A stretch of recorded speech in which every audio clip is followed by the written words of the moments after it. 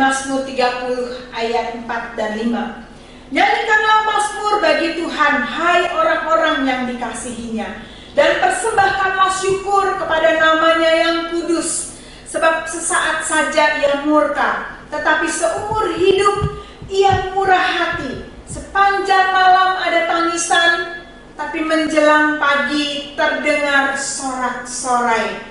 Betapa besar kasih Tuhan. Kalau kita melihat pemeliharaan Tuhan atas bumi dan atas dunia, oh Tuhan, jiwaku memuji-Mu Tuhan. Bila aku lihat bintang gemerlapan,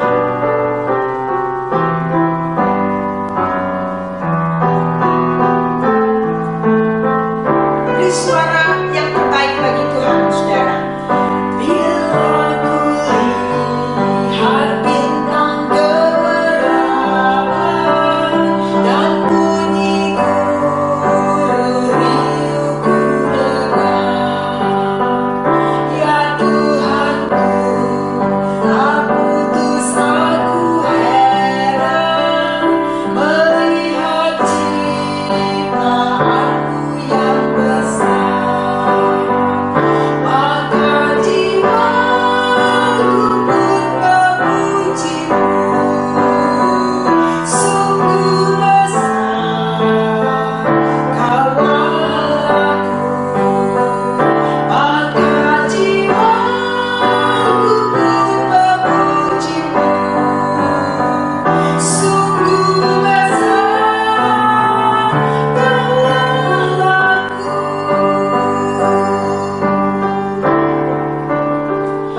Ya Tuhanku, apabila ku renungkan pemberian-Mu dalam penerus, ku tertegun, bagiku dicurahkan oleh Putra-Mu jalan yang lurus.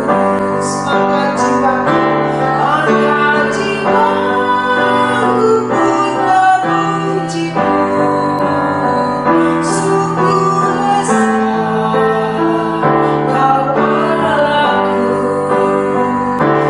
Maka jiwaku pun memuji-Mu, sungguh besar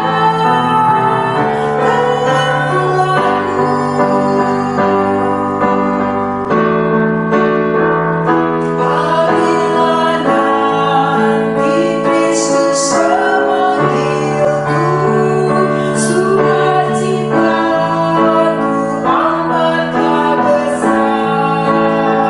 Karena denganmu-lah yang kurindukan, melihat Engkau Tuhanku akan.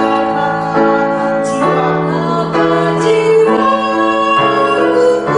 Maka jiwaku pun memuji-Mu, sungguh besar Kau Allahku. Maka jiwaku pun memuji-Mu,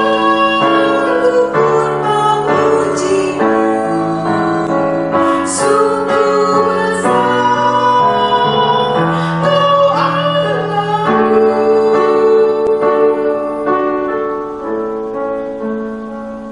Saudara, di dalam sepanjang hidup hari-hari kita, saudara, satu minggu atau beberapa hari ini ada banyak hal mungkin yang kita kerjakan yang mendukakan hati Tuhan. Mazmur 51 ayat 11 dan 12 berkata, sembunyikanlah wajah-Mu terhadap dosaku, hapuskanlah segala kesalahanku, jadikanlah hatiku tahir, ya Allah, dan perbaharuilah batinku dengan roh yang teguh. Mohon Tuhan menyucikan hati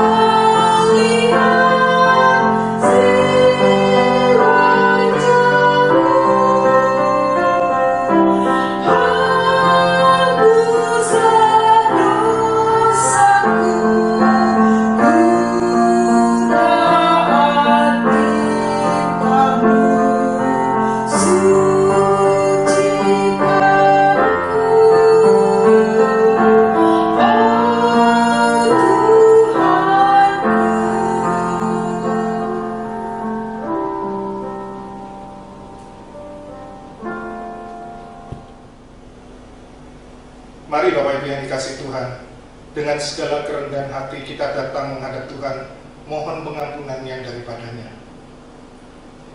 Kami datang ke hadapan-Mu ya Tuhan. Kami datang dengan hati yang malu. Kami datang dengan hati yang kami sadar Tuhan, kami berdosa terhadap Engkau. Seringkali Tuhan, di dalam kehidupan ini, waktu kami menikmati kelancaran dan kesenangan bahkan kelimpahan, seringkali kami melupakan Engkau Tuhan. Tetapi ketika kami mengalami kesulitan bahkan penderitaan, kami kecewa, kami marah, kami menggerutu terhadap Engkau Tuhan. Hidup kami seringkali menjadi kehidupan yang berpusat kepada diri kami. Kami tidak bisa melihat rencana-rencana-Mu yang indah dalam hidup kami Tuhan. Kami hanya mau menerima yang enak, tetapi kami tidak mau menerima ketika kami mengalami hal-hal yang tidak enak Tuhan. Kami mohon ampunan yang daripada-Mu Tuhan. Dan biarlah pada pagi hari ini Tuhan, Engkau sendiri yang mencelihkan kami, Engkau yang menyadarkan kami bahwa Engkau Tuhan, Tuhan kami yang selalu mengasihi, Tuhan yang selalu baik terhadap kami. Karena itu Tuhan, kami berseru, kami berdoa di dalam nama-Mu Tuhan kami Yesus Kristus, Tuhan yang hidup. Amin. Jemaat yang dikasihi Tuhan, dengarkanlah janji pengampunan dosa dari Mazmur 130 ayat 3-4. Jika Engkau ya Tuhan mengingat-ingat kesalahan-kesalahan, Tuhan, siapakah yang dapat tahan? Tetapi padamu ada pengampunan, supaya Engkau ditakuti orang. Jemaat yang dikasihi Tuhan, dipersilakan untuk duduk kembali. Saudara, sebagai orang-orang yang sudah diampuni dosanya, saudara, kita sungguh bersyukur karena banyak hal yang Tuhan telah perbuat di dalam hidup kita. Itu sungguh-sungguh pemeliharaan Tuhan, rancangan Tuhan yang terjadi di dalam hidup kita. Kita mau katakan, aku bersyukur Bapa, aku bersyukur Tuhan buat kasih setia.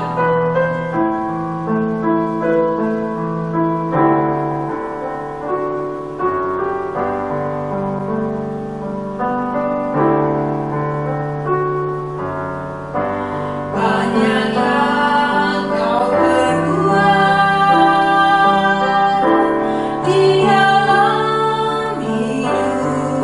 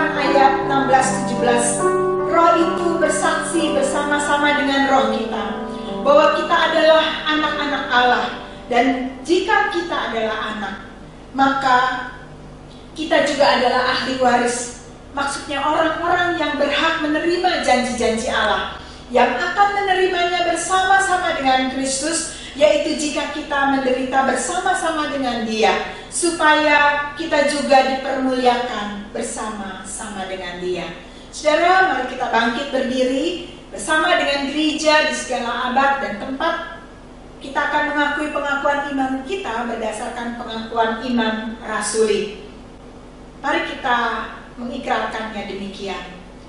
Aku percaya kepada Allah, Bapa yang Maha Kuasa, Halik langit dan bumi, dan kepada Yesus Kristus anaknya yang tunggal Tuhan kita, yang dikandung dari Roh Kudus, lahir dari anak darah Maria, yang menderita sengsara di bawah pemerintahan Pontius Pilatus, disalibkan, mati dan dikuburkan, turun ke dalam kerajaan maut, pada hari yang ketiga bangkit pula dari antara orang mati, naik ke surga, duduk di sebelah kanan Allah, Bapa yang Maha Kuasa, dan dari sana Ia akan datang untuk menghakimi orang yang hidup dan yang mati.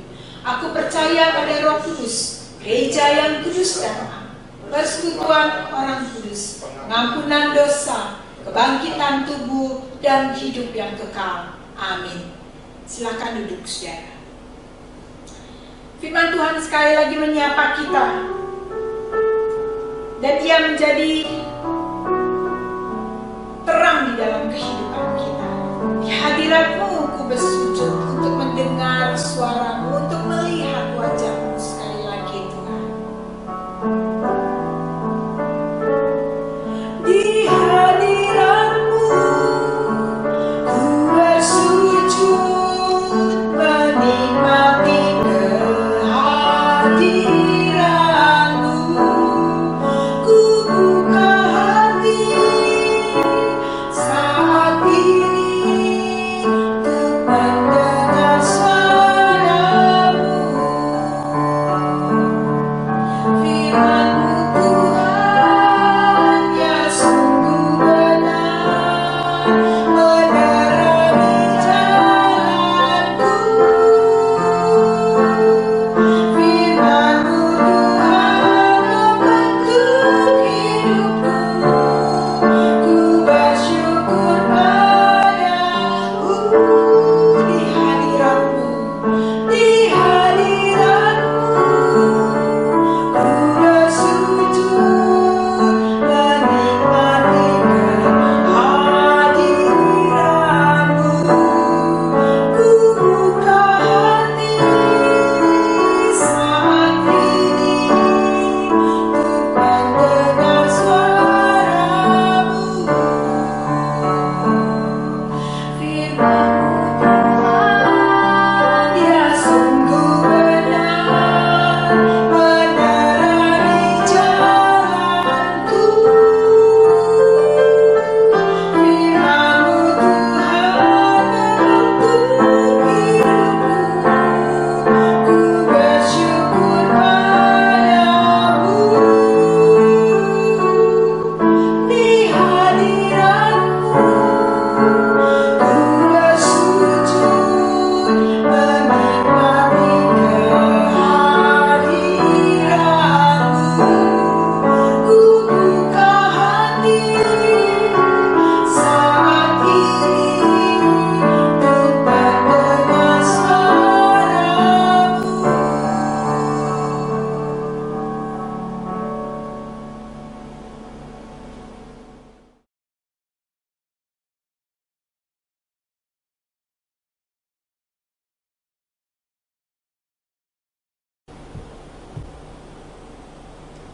Mari Bapak Ibu yang dikasihi Tuhan, sebelum kita mendengarkan penguraian firman Tuhan, saya mengajak terlebih dahulu kita berdoa, mohon pimpinan dan pertolongan dari Tuhan.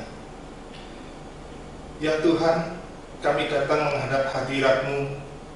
Kami begitu merindukan mendengarkan suara-Mu Tuhan. Dan biarlah Tuhan, ketika Engkau berbicara melalui kebenaran firman-Mu, sungguh-sungguh firman-Mu itu memberi kekuatan kepada kami di dalam kami menjalani kehidupan kami. Dan biarlah kami terus-menerus Tuhan di dalam kehidupan ini tampil sebagai pemenang Tuhan. Kami menjadi orang-orang yang bukan kalah terhadap dunia, tapi justru kami menjadi orang-orang yang menang terhadap dunia ini Tuhan. Karena itu kami mohon pimpinan-Mu Tuhan, berbicaralah kepada setiap kami. Dan kami sungguh Tuhan mohon Engkau sendiri yang mencernikan pikiran kami, hati kami, sehingga kami boleh dimengertikan akan kebenaran firman-Mu. Kami berdoa di dalam nama-Mu Tuhan kami Yesus Kristus, Tuhan yang hidup. Amin. Bapak Ibu yang dikasihi Tuhan, saya mengajak kita membuka dari kitab Roma pasal 8 ayat 18 sampai ayat yang ke-30. Saya mengajak kita melihat Roma pasal 8 ayat 18 sampai ayat 30. Saya akan membacakan untuk Bapak Ibu, saudara-saudara sekalian. Sebab aku yakin bahwa penderitaan zaman sekarang ini tidak dapat dibandingkan dengan kemuliaan yang akan dinyatakan kepada kita. Sebab dengan sangat rindu seluruh makhluk menantikan saat anak-anak Allah dinyatakan. Karena seluruh makhluk telah ditaklukkan kepada kesia-siaan, bukan oleh kehendaknya sendiri, tetapi oleh kehendak Dia yang telah menaklukkannya. Tetapi dalam pengharapan, karena makhluk itu sendiri juga akan dimerdekakan dari perbudakan kebinasaan dan masuk ke dalam kemerdekaan kemuliaan anak-anak Allah. Sebab kita tahu bahwa sampai sekarang segala makhluk sama-sama mengeluh dan sama-sama merasa sakit bersalin. Dan bukan hanya mereka saja, tetapi kita yang telah menerima karunia sulung roh, kita juga mengeluh dalam hati kita sambil menantikan pengangkatan sebagai anak, yaitu pembebasan tubuh kita. Sebab kita diselamatkan dalam pengharapan. Tetapi pengharapan yang dilihat bukanlah pengharapan lagi, sebab bagaimana orang masih mengharapkan apa yang dilihatnya. Tetapi jika kita mengharapkan apa yang tidak kita lihat, kita menantikannya dengan tekun. Demikian juga Roh membantu kita dalam kelemahan kita. Sebab kita tidak tahu bagaimana sebenarnya harus berdoa, tetapi Roh sendiri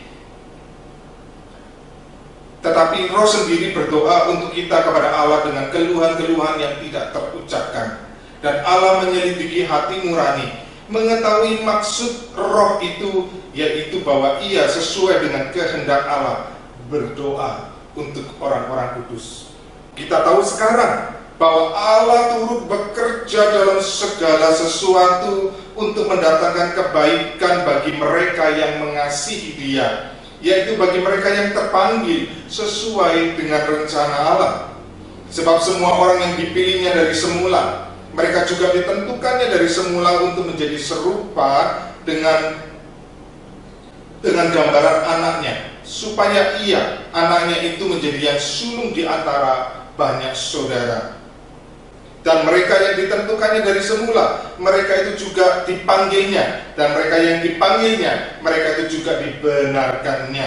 Dan mereka yang dibenarkannya, mereka itu juga dimuliakannya. Bapak Ibu yang dikasihi Tuhan, seringkali sadar atau tidak sadar, banyak orang Kristen ya sebelumnya mereka belum percaya kepada Tuhan, setelah mereka percaya kepada Tuhan, kemudian kita atau banyak orang Kristen mengharapkan kehidupan kita berjalan menjadi lebih baik. Kehidupan kita yang tadinya mungkin sakit-sakitan menjadi lebih sehat. Mungkin keuangan kita yang tadinya sebelum percaya Tuhan sulit, kita boleh menjadi lebih kaya. Bapak Ibu yang dikasihi Tuhan, seringkali itulah yang kemudian jujur baik saya maupun mungkin banyak orang Kristen yang lain sadar tidak sadar mengharapkan seperti itu.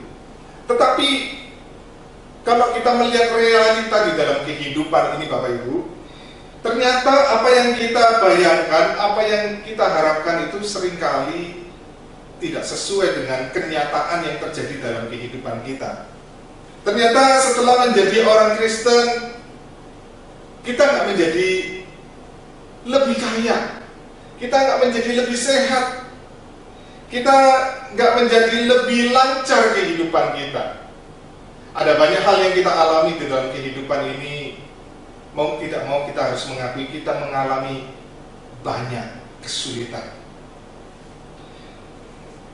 Penyakit, kemiskinan, bahkan kematian, itu realita yang kita hadapi di dalam kehidupan kita sebagai anak-anak Tuhan. Mungkin kita kemudian bertanya, Bapak Ibu yang dikasihi Tuhan, mengapa sih kita sudah menjadi orang percaya kok masih hidupnya menderita? Mengapa penderitaan masih menimpa dalam kehidupan kita sebagai orang-orang percaya? Bapak Ibu yang dikasihi Tuhan, disinilah kita perlu memahami apa yang sebenarnya terjadi di dalam kehidupan ini. Dan saya sangat merindukan setelah kita memahami ini, kita tidak menjadi kecewa terhadap Tuhan. Mengapa kok Tuhan gak langsung intervensi membereskan semuanya? Bapak Ibu yang dikasihi Tuhan, mari kita melihat bersama-sama kebenaran-kebenaran yang Roma pasal 8 ini ajarkan kepada kita. Mari saya mengajak kita melihat ayat 19 dan ayat 20, Bapak Ibu yang dikasihi Tuhan. Dikatakan demikian, sebab dengan sangat rindu seluruh makhluk menantikan saat anak-anak Allah dinyatakan.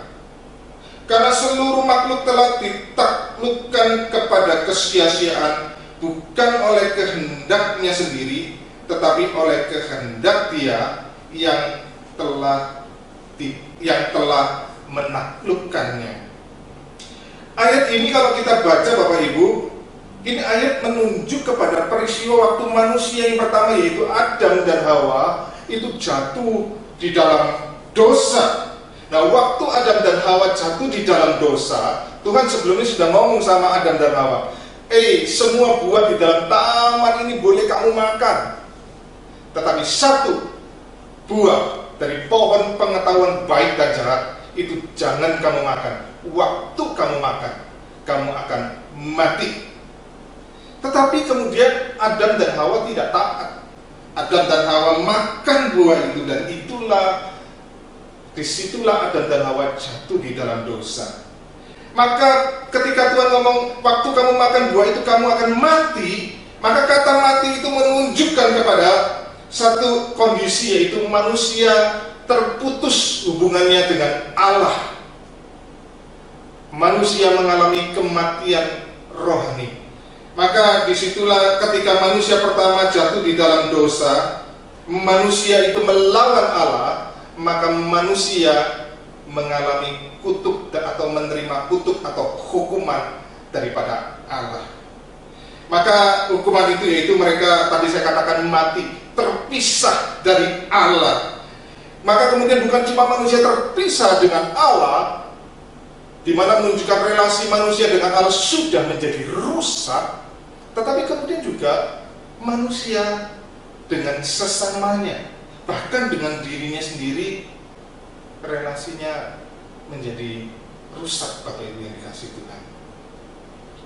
Relasi manusia dengan diri, bahkan dengan sesama, itu kemudian menjadi rusak, saling menyakiti satu dengan yang lain. Tetapi bukan cuma itu saja, kemudian Tuhan juga mengatakan kepada Adam bahwa tanah itu menjadi terkutuk. Engkau akan bersusah payah untuk mendapatkan makanan. Manusia harus bekerja keras. Maka di situ alam yang tadinya menjadi sahabat bagi manusia, sekarang alam pun bermusuhan dengan manusia. Manusia tidak lagi mudah mendapatkan makanan. Manusia harus berjuang keras.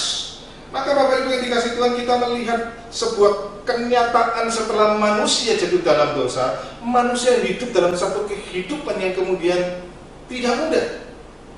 Maka manusia itu kemudian diusir dari Taman Eden, dan manusia berpindah memasuki kehidupan yang saya katakan Taman Eden, Bapak Ibu. Ya, manusia hidup bukan lagi di Taman Eden, tetapi manusia hidup di dalam taman yang Eden. Dan kemudian disitulah di dalam Taman Eden itu manusia mengalami penderitaan demi penderitaan. Kita melihat setelah Adam dan Hawa diusir dari Taman Eden, kemudian mereka beranak cucu, di situ terjadi banyak kejahatan yang dilakukan oleh anak cucu Adam, oleh manusia yang terus-menerus kemudian beranak cucu sampai kita sekarang. Kita mendapati sebuah realita kehidupan yang karena dosa itu, maka manusia mengalami banyak penderitaan. Nah, setelah kita kemudian percaya kepada Tuhan, ternyata kita itu tidak langsung diangkat dari bumi ini.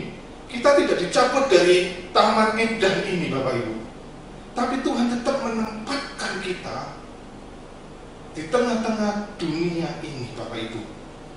Kita masih pakai tubuh kita, tubuh yang lama, tubuh yang penuh kelemahan, penuh yang keinginan dan sebagainya. Maka Bapak Ibu yang dikasihi Tuhan, kita sekarang ini walaupun sudah diselamatkan, ketika kita percaya kepada Tuhan Yesus, kita masih hidup di dalam tubuh yang belum sempurna. Maka Bapak Ibu, di tengah-tengah kehidupan yang dimana kita ini tubuh kita masih belum sempurna, kita hidup di tengah-tengah dunia yang tidak sempurna, dunia yang banyak kejahatan, dunia yang kemudian hubungan antara manusia dengan Allah menjadi pertikaian yang hebat, manusia selalu melawan Tuhan. Kita melihat di tengah-tengah dunia ini bagaimana hidup manusia satu dengan yang lain, saling melukai, saling menyakiti satu dengan yang lain, bahkan saudara bersaudara pun bisa saling sakit menyakiti satu dengan yang lain. Dan kita melihat hubungan manusia dengan alam itu juga menjadi tetap hidup di dalam kehidupan yang penuh dengan kerusakan. Manusia bukan lagi mengelola alam, manusia mengeksploitasi alam kehabis-habisan. Sebaliknya alam ada terjadi banyak bencana di situ. Maka kita melihat di tengah-tengah dunia ini, kita ditempatkan masih di tengah-tengah dunia ini, Bapak Ibu yang dikasihi Tuhan.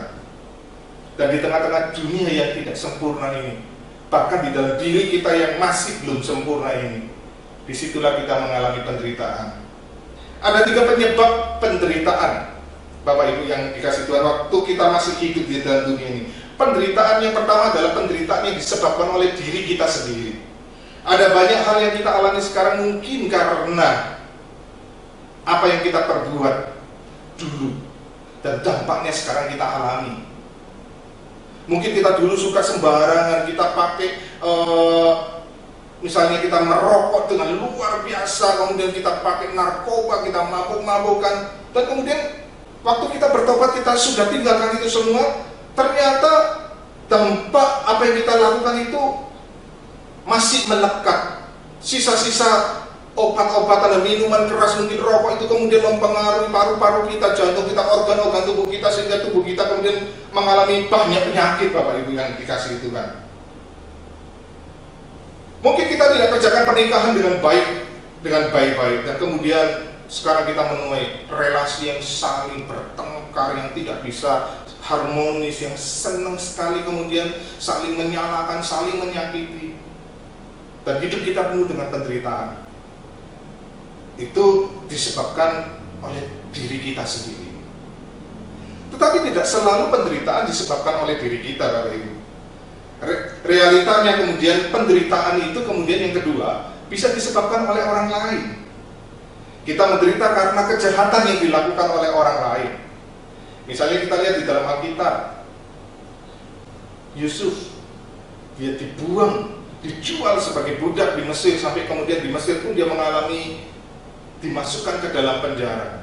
Kita melihat bukan karena Yusuf yang melakukan kejahatan, tetapi karena orang lain yang jahat, sehingga Yusuf harus mengalami penderitaan. Ini realita yang bisa terjadi dalam kehidupan kita. Karena saudara-saudara Yusuf yang jahat, maka Yusuf dijual sebagai budak di Mesir. Karena istri Potifar itu jahat, ingin merayu dia untuk melakukan hubungan badan yang Tuhan tidak kehendaki, mengajak Yusuf untuk berselingkuh. Tapi Yusuf nggak mau, kemudian Yusuf difitnah, maka Yusuf dipenjarakan. Dia mengalami penderitaan karena kejahatan orang lain. Di dalam kehidupan ini kita juga bisa menderita karena ada orang-orang yang jahat, yang kemudian mereka melakukan kejahatan terhadap kita. Misalnya ada anak-anak Tuhan yang dirampok, ada yang bahkan sampai mati gara-gara dirampok. Ada, saya mendengar dulu waktu di Bandung, seorang guru waktu dia menuju ke mobilnya, kemudian tasnya dijamret, ditarik, dan dia jatuh terbentur, kepalanya kena jalan yang keras itu, kemudian meninggal dunia. Ada realita kehidupan ini yang kita menderita karena orang lain melakukannya terhadap kita. Karena apa? Karena kita hidup di dalam dunia yang tidak sempurna. Hidup yang banyak kejahatan karena keberdosaan manusia. Yang ketiga, manusia menderita karena alam, Bapak Ibu yang dikasih Tuhan.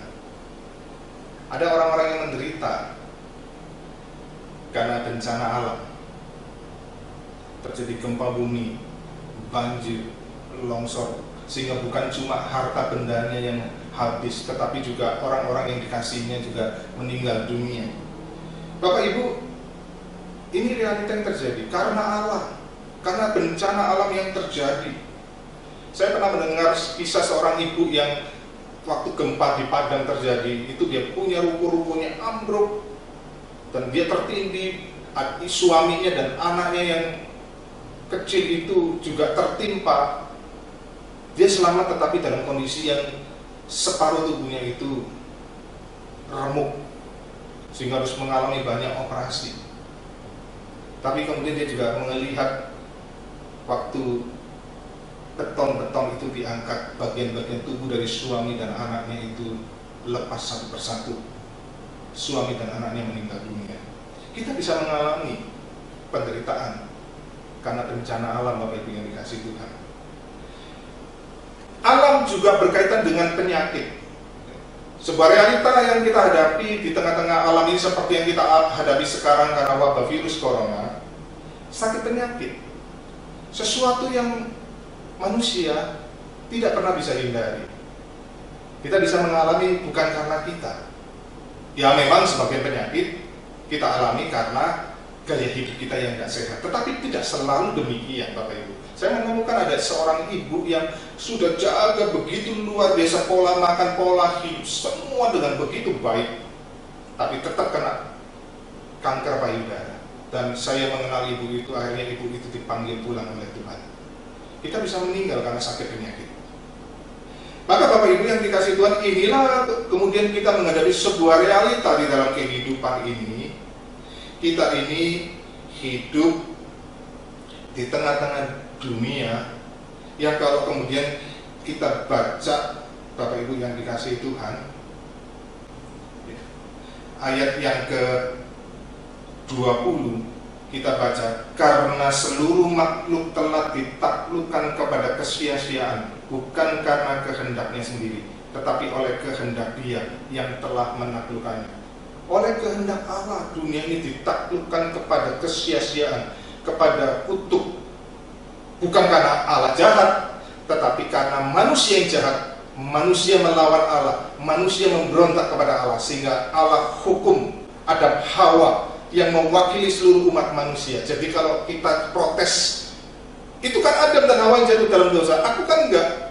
Saya percaya kalau kita sendiri ditempatkan dalam posisi Adam dan Hawa, kita juga pasti lakukan. Kita juga pasti lakukan dosa itu. Bapak Ibu yang dikasih Tuhan, sebuah realita kita ini hidup di dalam dunia yang masih berada di dalam kutuk dan hukuman Tuhan karena keberdosaan itu. Kita tinggal di tengah-tengah dunia seperti ini, sehingga kita bisa atau kita mengalami banyak penderitaan. Nah, Bapak Ibu yang dikasih Tuhan, mungkin kita juga bertanya lebih lanjut. Kenapa Tuhan tidak intervensi atau beri pertolongan sehingga waktu kita percaya kepada Tuhan sekarang ini, kita tidak harus atau kita tidak perlu menderita?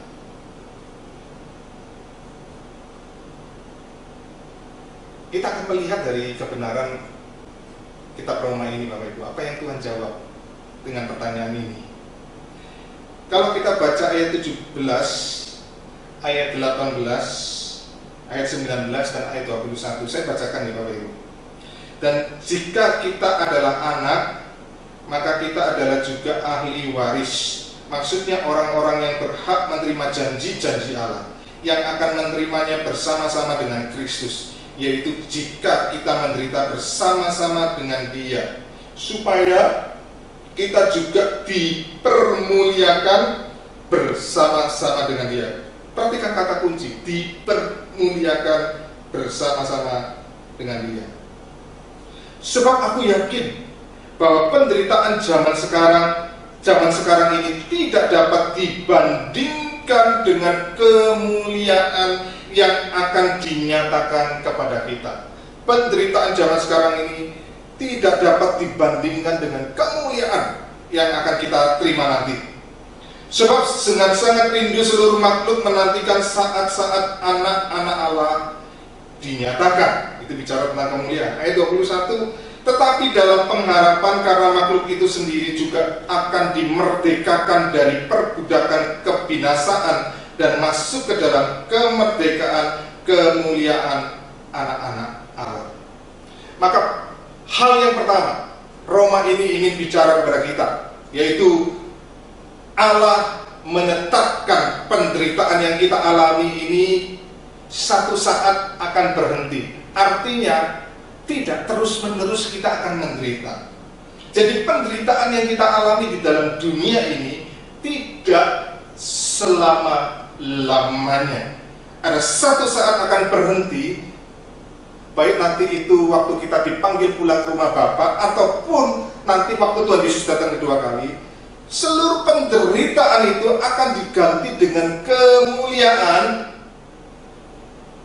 yang kekal, yang selama-lamanya. Makanya Paulus bicara itu tidak bisa dibandingkan. Penderitaan kita ini adalah penderitaan sementara, penderitaan yang pasti satu saat akan berhenti dan kemudian itu akan diganti dengan kemuliaan yang kekal, yang selama-lamanya. Di dalam dunia ini Bapak Ibu yang dikasih Tuhan, mungkin kita bisa umur mencapai sampai 80 tahun. Tetapi kalau kita mau hitung dari lahir kita itu menderita sampai 80 tahun, Bapak Ibu, itu kalau dibandingkan dengan kemuliaan yang kita terima nanti, Bapak Ibu yang dikasih Tuhan, berapa lama? Selama-lamanya, tidak bisa dihitung. Bayangkan 80 tahun dibandingkan dengan selama-lamanya, tidak ada artinya Bapak Ibu yang dikasih Tuhan. Penderitaan yang kita alami ini satu saat pasti akan berhenti. Dan Tuhan sudah siapkan kemuliaan yang tidak akan pernah berhenti. Prinsip yang kedua Bapak Ibu yang dikasih Tuhan, saya mengajak kita melihat ayat 26 dan ayat 27. Dikatakan demikian juga Roh membantu kita dalam kelemahan kita, sebab kita tidak tahu bagaimana sebenarnya harus berdoa, tetapi Roh sendiri berdoa untuk kita kepada Allah dengan keluhan-keluhan yang tidak terucapkan. Dan Allah yang menyelidiki hati nurani mengetahui maksud Roh itu, yaitu bahwa ia sesuai dengan kehendak Allah berdoa untuk orang-orang kudus. Kalau kita berpikir Allah tidak peduli terhadap kita, tidak. Karena waktu kita sedang mengalami penderitaan, Allah hadir terus-menerus menemani kita. Allah yang ada di dalam hati kita, yaitu Roh Kudus itu, terus-menerus memberi kekuatan kepada kita. Bukan hanya memberi kekuatan, Dia juga berdoa untuk kita, Bapak Ibu yang dikasih Tuhan. Kadang-kadang saya menyadari dan saya mengetahui ada orang-orang yang begitu menderita luar biasa. Dia sampai tidak bisa menangis lagi, sampai tidak bisa ngomong apa-apa lagi. Di dalam kekeluhan yang luar biasa itu, Roh Kudus mengerti sedalam-dalamnya, dan Dia juga berdoa mengucapkan keluhan itu kepada Allah Bapa. Roh Kudus memahami, Roh Kudus mengerti, Roh Kudus berdoa, dan dia terus-menerus memberi kekuatan kepada kita. Jujur Bapak Ibu, buktinya sampai sekarang ketika kita mengalami penderitaan, kita masih bertahan, bukan karena kita yang hebat, tetapi karena Roh Kudus yang terus-menerus memberi pertolongan dan kekuatan, dan terus-menerus berdoa kepada Allah Bapa, berdoa untuk kita. Dia menyampaikan keluhan itu kepada Allah Bapa. Bapak Ibu yang dikasih Tuhan, Allah tidak pernah berdiam diri. Allah selalu hadir, Allah selalu menemani kita. Tetapi mungkin kita tetap masih bisa protes. Yang penting selesai semua. Ya, buat apa cuma kalau ditemen-temenin begitu tapi nggak diselesaikan? Bapak Ibu, mari kita lihat prinsip yang ketiga. Saya mengajak kita melihat ayat 28. Kita tahu sekarang bahwa Allah turut bekerja dalam segala sesuatu untuk mendatangkan kebaikan bagi mereka yang mengasihi Dia, yaitu bagi mereka yang terpanggil sesuai dengan rencana Allah. Ayat yang begitu indah. Allah turut bekerja di dalam segala sesuatu, termasuk di dalam penderitaan kita, untuk mendatangkan kebaikan kepada kita. Allah punya rencana yang indah atas hidup kita. Bapak Ibu, inilah prinsip yang ketiga, yaitu Allah punya rencana yang indah untuk kebaikan kita. Allah bisa mengizinkan penderitaan supaya kita ini diproses, Bapak Ibu, menjadi semakin indah. Jadi Tuhan izinkan kadang-kadang penderitaan itu terjadi dalam hidup kita, menjadi bagian hidup kita ini diproses. Maka kalau kita baca Yohanes pasal 15, kita menemukan perkataan Tuhan Yesus, "Akulah pokok anggur yang benar dan kamulah ranting-rantingnya." Kita itu diumpamakan atau digambarkan sebagai ranting-ranting pohon anggur yang menempel pada pokok anggur. Gambaran tentang pohon anggur ini menjadi sebuah gambaran yang indah tentang hidup yang diproses, Bapak Ibu. Maka kalau kita mengetahui tentang pohon anggur, maka pohon anggur itu ranting-rantingnya itu harus dipangkas, Bapak Ibu. Ada kemudian cabang-cabang kecil yang itu diketahui tidak akan menghasilkan buah, cabang itu dipotong. Ya, hanya cabang-cabang yang kemudian yang akan menghasilkan atau mengeluarkan buah, itulah yang dipertahankan. Daun-daun yang tidak penting dipotong, dibuang, dan waktu dipotong, dipangkas, dibuang, sakit. Tetapi semua itu ujungnya adalah pohon anggur itu menghasilkan buah yang lebat, bukan cuma buah yang lebat, tetapi juga menghasilkan buah yang punya kualitas yang sangat baik, Bapak Ibu yang dikasih Tuhan. Karena apa? Kalau dibiarkan cabang-cabang kecil itu yang tidak menghasilkan buah itu bertumbuh, maka cabang-cabang atau daun-daunannya itu akan menghisap sari-sari makanan, sehingga seharusnya sari makanan itu untuk supaya buahnya bertumbuh lebat, tetapi kemudian karena direbutan sari makanan, maka pohon anggur tidak bisa menghasilkan buah yang lebat dan buah yang baik. Hidup kita seperti itu. Kita ini sedang dipangkas, kita sedang diproses, Bapak Ibu, supaya apa? Kita menghasilkan buah yang lebat, buah yang punya kualitas yang sangat baik. Saya juga ingin menggambarkan hidup kita ini seperti sebuah berlian. Bapak Ibu yang dikasih Tuhan, hidup kita ini sebuah berlian yang masih kasar, yang masih mentah. Bapak Ibu kalau tahu berlian yang kasar, yang mentah, itu kalau dilihat tidak ada keindahannya. Berlian intan yang sangat keras, bahkan dikatakan benda yang paling keras di seluruh muka bumi ini, itu harus dibentuk terlebih dahulu sehingga menjadi sebuah permata yang sangat indah. Dan untuk membentuknya itu harus dikosok dengan benda yang juga sangat keras, yaitu apa? Dengan berlian. Berlian menggosok berlian. Maka berlian itu ada sabuk-sabuk berlian itu dijadikan ke amplas, maka itu digosokkan. Berlian itu keras sekali dan itu sangat luar biasa Kalau saya bayangkan saya jadi berlian yang kasar itu digosok, sakitnya luar biasa. Tetapi ketika mulai terbentuk sudut demi sudut, sisi demi sisi, maka itu akan semakin terlihat keindahan daripada berlian itu yang luar biasa indahnya. Itulah kehidupan kita, Bapak Ibu yang dikasihi Tuhan. Kadang-kadang Tuhan izinkan penderitaan itu menjadi alat asah bagi kita, supaya hidup kita menjadi sebuah permata yang memancarkan keindahannya. Permata yang tadinya kasar, yang tidak nampak keindahan itu menjadi sebuah berlian, permata yang begitu indah. Ada banyak contoh Bapak Ibu di dalam Alkitab. Saya bicara satu contohnya Yusuf. Yusuf itu umur 17 tahun. Dia dijual oleh saudara-saudara sebagai budak di Mesir.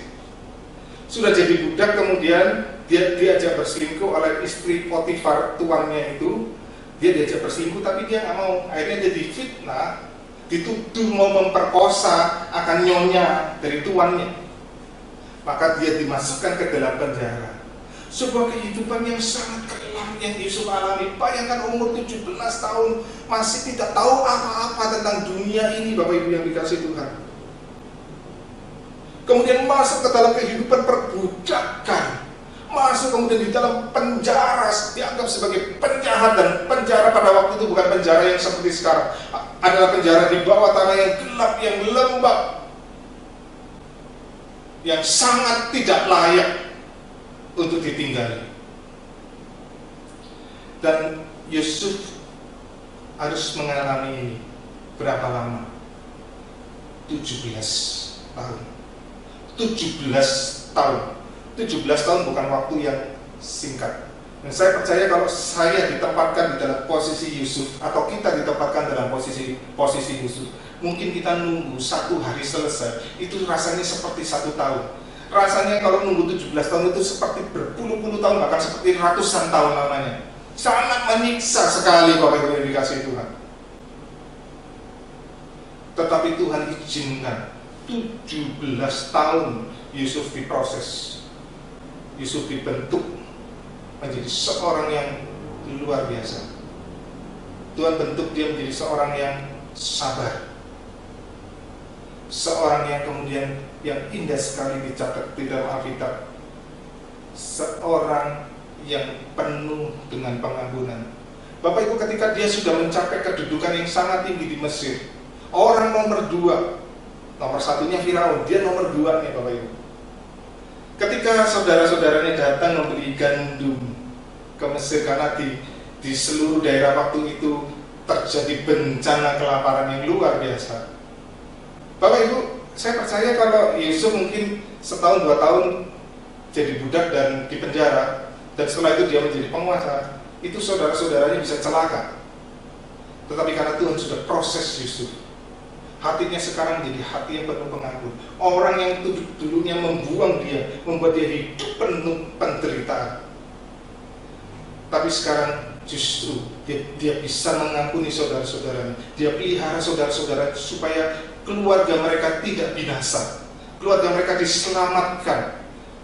Bapak Ibu yang dikasihi Tuhan, perkataan yang indah yang Yusuf katakan begini, kamu kakak-kakakku, ya, saya bahasa sehari-hari, kamu kakak-kakakku, kamu itu memang mereka-rekakan yang jahat terhadap saya. Kamu sudah melakukan sesuatu yang jahat terhadap saya. Tetapi Tuhan itu mereka-rekakannya untuk yang baik buat saya. Wah, luar biasa. Yusuf menyadari di situ Tuhan itu punya rencana yang indah. Maka hatinya itu menjadi hati yang penuh pengampunan kepada saudara-saudaranya. Daud, Bapak Ibu yang dikasihi Tuhan, diproses oleh Tuhan luar biasa. Dia jatuh di dalam perzinahan. Dan kemudian yang terjadi, keluarganya menjadi berantakan. Keluarganya kacau. Tuhan hajar luar biasa sampai anaknya itu ingin bunuh dia, yaitu Absalom, memberontak sampai dia harus melarikan diri. Bapak Ibu yang dikasihi Tuhan, di situ Tuhan sedang proses Daud menjadi seorang yang gentle gentleman luar biasa. Saya katakan Daud itu seorang gentleman luar biasa. Biasanya kalau kita melakukan kesalahan atau melakukan dosa, kita berusaha untuk menutupinya. Tetapi Daud berani mengakui di hadapan Tuhan. Dia menjadi seorang yang sangat humble, seorang yang sangat rendah hati luar biasa. Tuhan bentuk dia menjadi seorang yang indah. Saya baru-baru ini mendapatkan berita, sebuah kisah yang saya terharu ketika membacanya, Bapak Ibu. Ada sepasang kekasih yang pria bernama Michael, yang calon istrinya bernama Novia. Mereka berencana melakukan pernikahan tanggal 11 April 2020 ini, Bapak Ibu yang dikasih Tuhan. Tetapi karena wabah virus corona, maka pernikahan mereka terpaksa diundur menjadi 12 September. Karena kemudian Michael ini ternyata juga adalah seorang dokter dan dia berjuang di garis depan untuk melawan virus corona. Tetapi apa yang terjadi? Michael kemudian tertular atau terjangkit virus corona ini, dan tidak lama kemudian dia meninggal dunia, Bapak Ibu yang dikasih Tuhan. Bayangkan betapa hancurnya hati Novia, begitu sedih hatinya, padahal mereka sebentar lagi sudah mau menikah, kehilangan orang yang dia kasihi. Tetapi ketika saya membaca berita postingan yang dinaikkan, saya terkagum dengan apa yang Novia tuliskan dan katakan. Dia berkata begini, sayang, bahkan di hari terakhir kamu pergi, kamu membuatku papi, mami, pici, papa, mama bangga sayang. Maaf sayang, aku hanya bisa menemani kamu sampai di sini. Tetapi kemudian dia juga tuliskan begini, di dalam kesedihannya dia bisa melihat rencana Tuhan yang indah dalam hidupnya. Dari dulu aku tahu Tuhan Yesus selalu bilang, planku lebih indah dari plan yang kalian buat. That's why kenapa aku nggak pernah berpaling sama orang lain, karena satu hal kamu sangat tahu prinsipku. Aku mau menjadi contoh yang baik ketika suatu hari kelak menjadi istri dan seorang ibu. Dia bisa menyadari rencana Tuhan bukan rencana mereka. Rencana Tuhan bukan rencana dia. Tuhan punya rencana yang lebih baik. Kemudian si Novia ini menuliskan, kamu sudah bikin musik yang sangat indah. Rupanya mereka berdua sebelum menikah sudah siapkan sebuah lagu. Mereka akan latihan menyanyikan lagu itu nanti di dalam pernikahan. Kamu sudah bikin musik yang sangat indah sayang. Aku selalu dengerin waktu kamu bikin. Sekarang giliranku untuk take suara. Aku akan persembahkan suara terindah buat kamu ya sayang. Mainkan piano yang indah ya sayang buat Tuhan Yesus. Aku juga di sini selalu bernyanyi. Sampai ketemu di sana ya sayang. Kita bikin konser besar sama semua orang di surga suatu hari nanti. Ada satu perkataan yang luar biasa. Dia tidak kecewa terhadap Tuhan. Bahkan dia ingin menyanyi dan mengajak pasangannya walaupun yang sudah meninggal. Mainkan musik yang indah di surga untuk Tuhan Yesus. Kita akan terus bernyanyi sampai di surga. Bernyanyi bersama-sama dengan seluruh orang percaya. Sebuah konser yang besar yang indah. Ada hati yang memuliakan Tuhan. Hati yang tetap bisa memuji Tuhan. Gak gampang loh Bapak Ibu yang dikasih Tuhan. Saya nggak tahu apa yang Bapak Ibu sekarang alami. Mungkin tidak seperti yang Novia alami. Mungkin kita juga mengalami kehilangan-kehilangan yang lain. Kehilangan harta kita, ya, kehilangan kesehatan kita, atau yang lain Bapak Ibu. Tetapi apapun kehilangan kita, apapun penderitaan kita, apapun kesedihan kita, apakah kita bisa berkata, rencana Tuhan bukanlah rencanaku. Tuhan punya rencana yang lebih baik. Tuhan punya rencana yang lebih indah. Tapi Roma pasal 8 ini tidak berhenti sampai ayat 28. Mari saya lihat ayat 29 dan ayat 30. Sebab semua orang yang dipilihnya dari semula, mereka juga ditentukannya dari semula untuk menjadi serupa dengan gambaran anaknya, supaya ia, anaknya itu menjadi yang sulung di antara banyak saudara. Dan mereka yang ditentukannya dari semula, mereka itu juga dipanggilnya. Dan mereka yang dipanggilnya, mereka itu juga dibenarkannya. Dan mereka yang dibenarkannya, mereka itu juga dimuliakannya. Bapak Ibu yang dikasihi Tuhan, Allah memang tidak langsung mengangkat kita atau mengubah dunia ini menjadi sempurna. Kalau Allah langsung angkat kita semua anak-anak Tuhan, kalau langsung ubah dunia ini menjadi sempurna, artinya apa? Sudah selesai dunia ini. Dunia ini sudah selesai. Tapi Tuhan tidak ubah dunia ini menjadi sempurna, karena Tuhan masih mau menyelamatkan banyak orang-orang yang belum percaya kepada Tuhan supaya dibawa percaya kepada Tuhan. Ada rencana Tuhan, bukan cuma kita, Bapak Ibu. Bayangkan kalau Tuhan waktu murid-murid pertama itu sudah percaya Tuhan, kemudian Tuhan menjadi sempurna selesai, kita mungkin tidak di surga.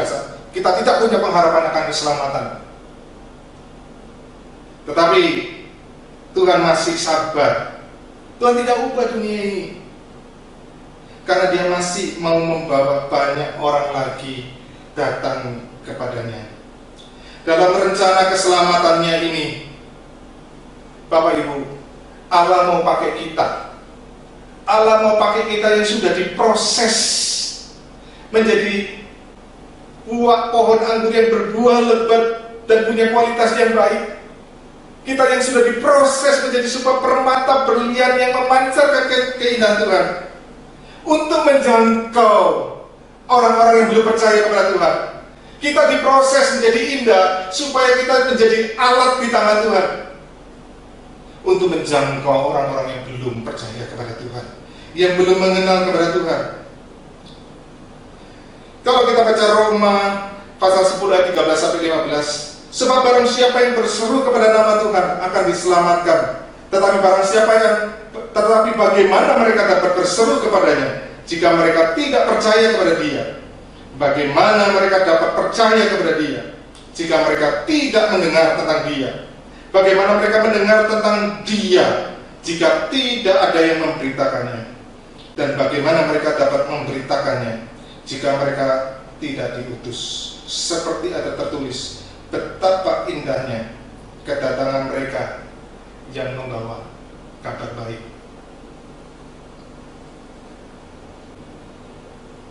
Tuhan membentuk kita menjadi alat di tangannya, menjadi utusannya.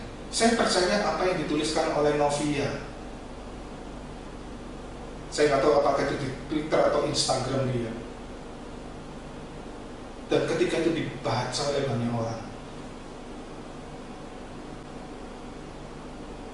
mungkin di situ ada orang-orang yang menjadi percaya kepada Tuhan Yesus.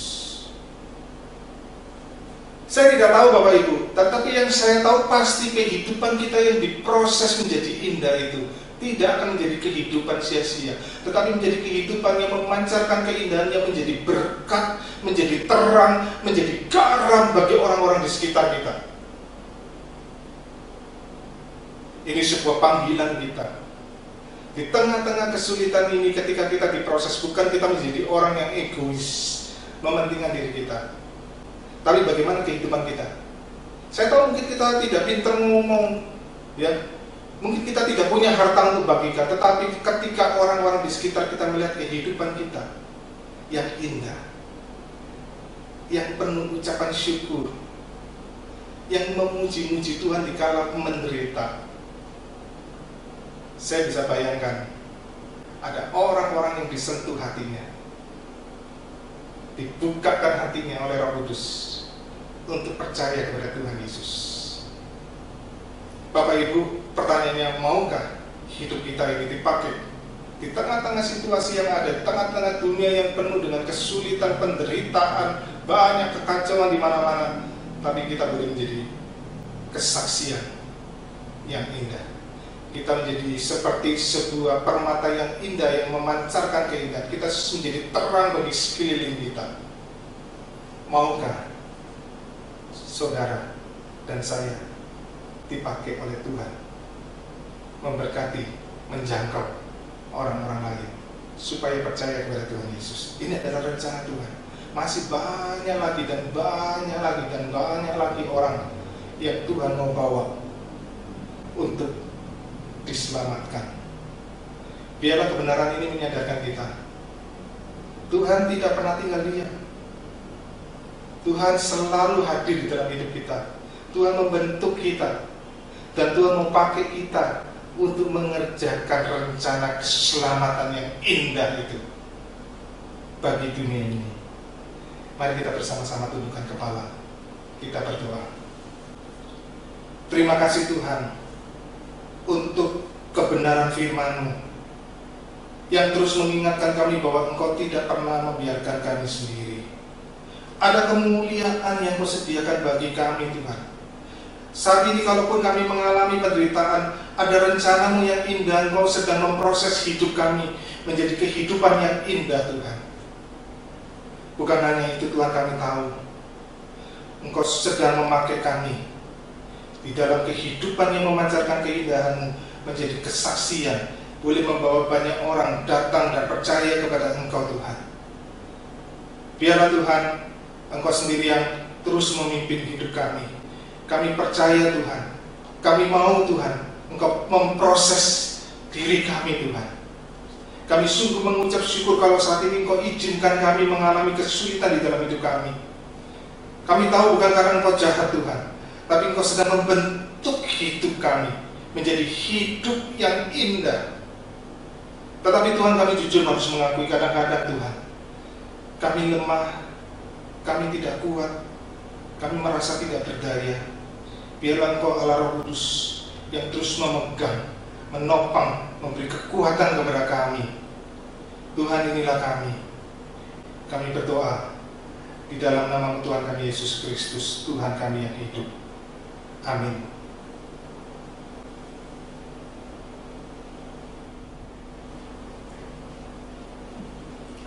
Saudara, kita akan membawa persembahan kita kepada Tuhan. Di tengah-tengah kesulitan kita melihat Tuhan menyertai kita. Ada banyak mukjizat yang terjadi, yang Tuhan nyatakan di dalam hidup kita. Kita mau membawa persembahan kita kepadanya. Kita nggak mau mencuri kemuliaan Tuhan, mencuri berkat Tuhan. Kita mau membawa bagi Tuhan dengan ucapan syukur dan penuh iman.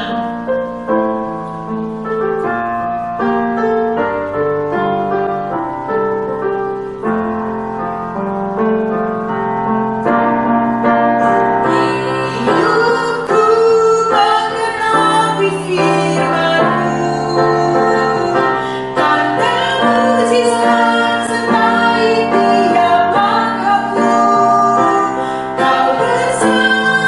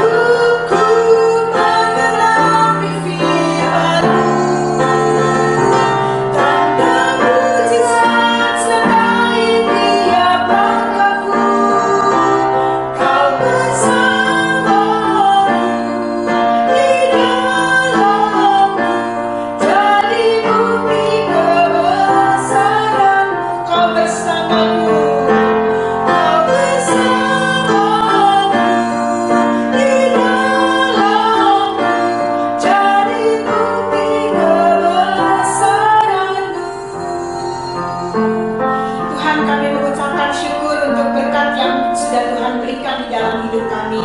Tuhan terus memelihara hari demi hari, waktu demi waktu.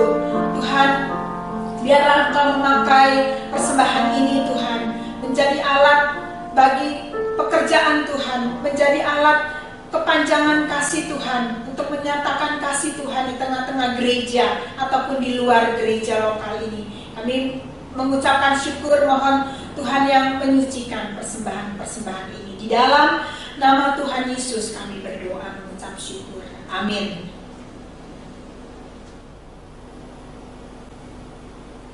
Bapak Ibu yang dikasihi Tuhan, ada satu hal yang ingin saya umumkan kepada kita sekalian, yaitu tanggal 21 Mei ini, yaitu Kamis yang akan datang, kita akan mengadakan kebaktian kenaikan Tuhan Yesus. Kita akan adakan pukul 9 pagi. Nah, kebaktian kenaikan Tuhan Yesus ini akan diselenggarakan oleh Sinode GKI. Nanti linknya akan kami berikan kepada Bapak Ibu sekalian. Itu yang perlu kita perhatikan. Hari Kamis tanggal 21 Mei pukul 9 pagi kita ada kebaktian kenaikan Tuhan Yesus. Mari pagi hari ini saya mengajak kita bersama-sama berdoa secara khusus untuk diri kita, dan mungkin ada saudara-saudara yang kita kenal, mungkin mereka mengalami pergumulan di tengah-tengah situasi yang dihadapi sekarang, supaya Tuhan terus memberi pertolongan, jalan keluar, dan kekuatan. Mari kita bersama-sama berdoa. Tuhan, kami datang ke hadapan-Mu, berdoa khusus untuk jemaat-jemaat-Mu Tuhan. Engkau tahu pergumulan yang mereka alami. Engkau tahu di tengah-tengah situasi yang ada sekarang, ada dari jemaat-jemaat kami yang mengalami kesulitan secara ekonomi. Ada usaha-usaha yang di tengah-tengah situasi yang sulit ini mengalami kerugian, tidak bisa mempekerjakan pegawai-pegawainya, bahkan mereka juga mengalami kesulitan-kesulitan Tuhan di dalam kehidupan mereka. Kami mohon pertolongan-Mu Tuhan, kami mohon pemeliharaanmu, kami mohon jamahan. Mungkin juga di tengah-tengah situasi ini ada pergumulan-pergumulan lain yang dihadapi. Tuhan, Engkau sendiri yang memberi jamahan, Engkau sendiri yang memberi kekuatan kepada jemaat-jemaat. Engkau tahu setiap pergumulan yang sedang mereka alami. Mungkin mereka sedang menangis saat ini Tuhan. Engkau mengerti Tuhan. Biarlah tangan kasih-Mu sekali lagi yang menopang, yang menguatkan. Engkau sendiri yang memberikan jalan keluar, yang membentuk mereka Tuhan menjadi anak-anak-Mu yang berkemenangan di tengah-tengah situasi yang sulit ini Tuhan. Karena itu kami mohon Tuhan, dengarkanlah seru doa kami. Kami berdoa di dalam nama-Mu Tuhan kami Yesus Kristus, Tuhan yang hidup. Amin. Jemaat yang dikasihi Tuhan, dengarkanlah berita pengutusan dari Yeremia pasal yang ke-29 ayat yang ke-11. Sebab aku ini mengetahui rancangan-rancangan apa yang ada padaku mengenai kamu. Demikianlah firman Tuhan, yaitu rancangan damai sejahtera dan bukan rancangan kecelakaan, untuk memberikan kepadamu hari depan yang penuh harapan. Mari saya mengundang kita bersama-sama bangkit berdiri. Kita menaikkan doksologi.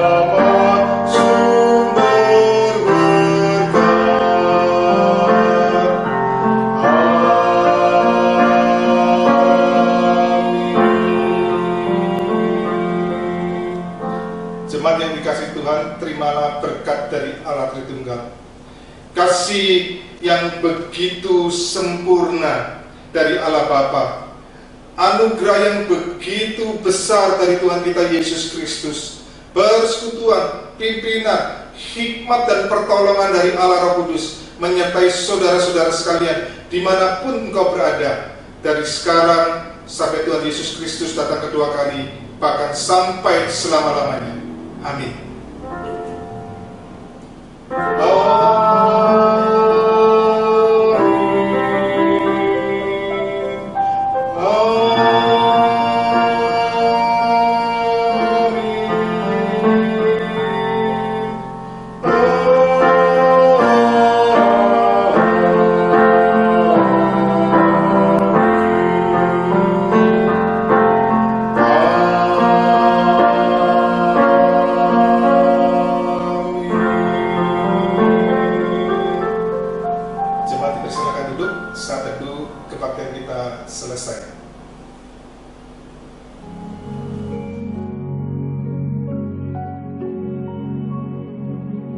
Hidupku menggenapi firman-Mu, tanda mujizat sertai tiap langkahku.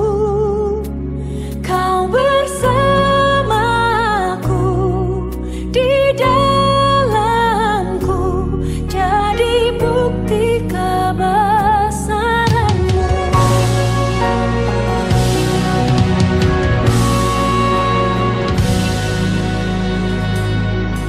Tuhan, Kau sempurna dalam rencana-Mu dan karya-Mu. Ku serahkan hidupku, murnikan dengan Roh-Mu. Tuhan, Kau sempurna dalam rencana-Mu dan karya-Mu. Ku serahkan hidupku, murnikan dengan Roh-Mu. Hidupku menggenapi firman-Mu, tanda mujizat sertai tiap langkahku. Kau bersamaku di dalamku, jadi bukti kebesaran-Mu.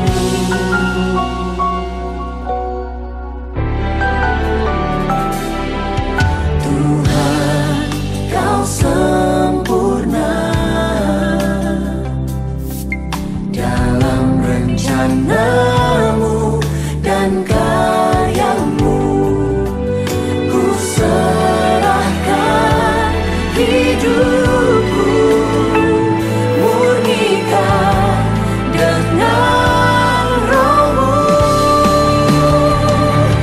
Hidupku menggenapi firman-Mu,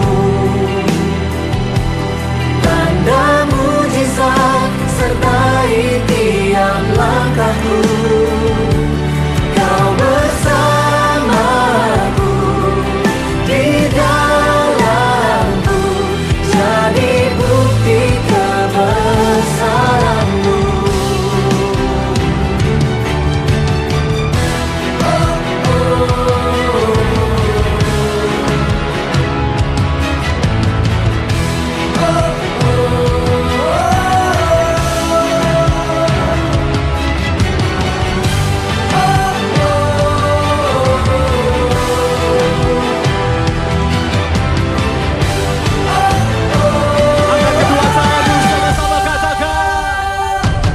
Hidupku menggenapi firman-Mu,